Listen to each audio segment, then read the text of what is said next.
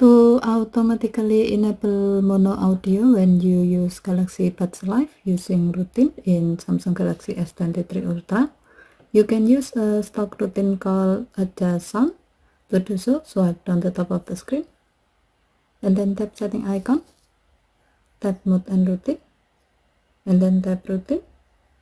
While you are in the routine screen, tap compass like icon at the top right to see the list of the stock routine available. Tap more accessible and then select adjust sound.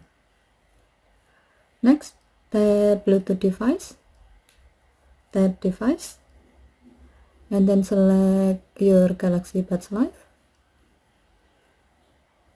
Tap done button and then tap save button to add the selected routine to your routine list.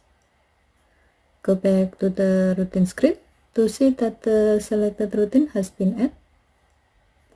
From now, when you are connecting your phone with your Galaxy Buds Live, the adjust sound routine will be enabled and your phone will automatically enable mono audio feature for you. Okay, thank you for watching. Have a nice day.